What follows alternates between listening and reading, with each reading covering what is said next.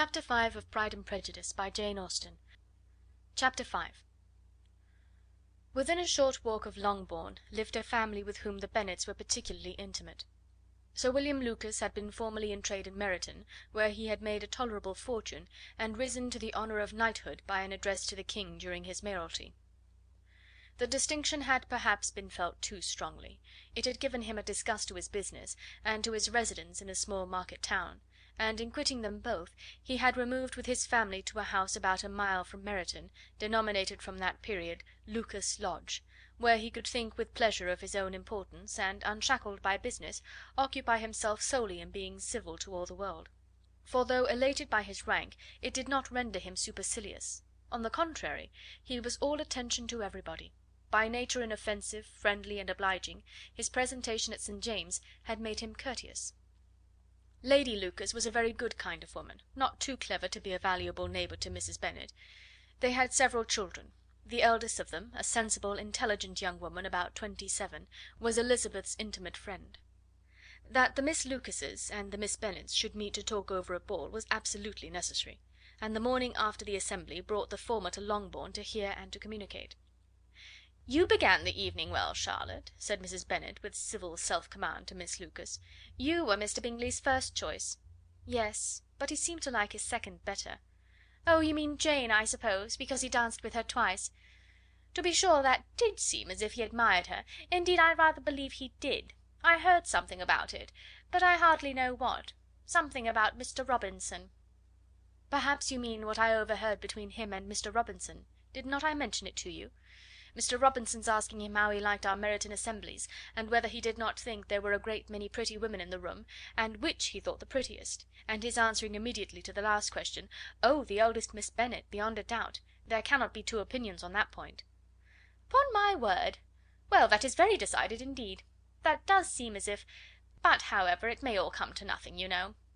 "My overhearings were more to the purpose than yours, Eliza," said Charlotte.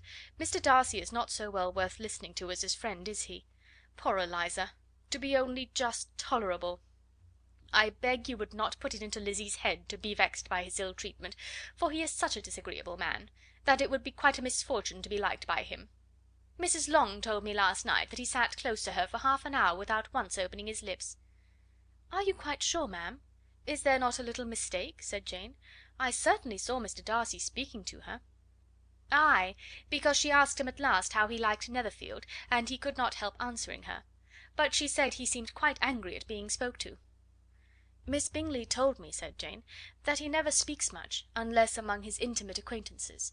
With them he is remarkably agreeable." "I do not believe a word of that, my dear. If he had been so very agreeable, he would have talked to Mrs. Long. But I can guess how it was. Everybody says that he is eat up with pride, and I dare say he had heard somehow that Mrs. Long does not keep a carriage, and had come to the ball in a hack chaise." "I do not mind his not talking to Mrs. Long," said Miss Lucas, "but I wish he had danced with Eliza." "Another time, Lizzie," said her mother, "I would not dance with him, if I were you." "I believe, ma'am, I may safely promise you never to dance with him." "His pride," said Miss Lucas, "does not offend me so much as pride often does, because there is an excuse for it.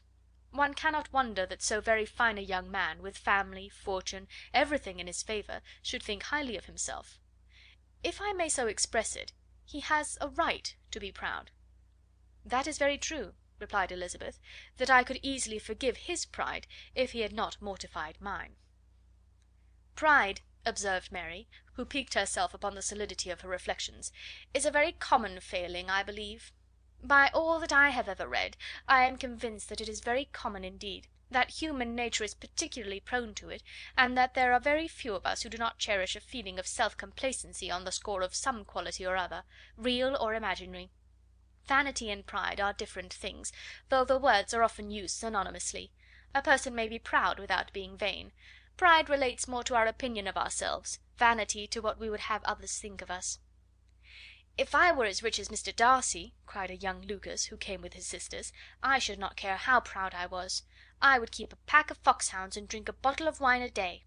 "Then you would drink a great deal more than you ought," said Mrs. Bennet, "and if I were to see you at it, I should take away your bottle directly." The boy protested that she should not. She continued to declare that she would, and the argument ended only with the visit. CHAPTER VI.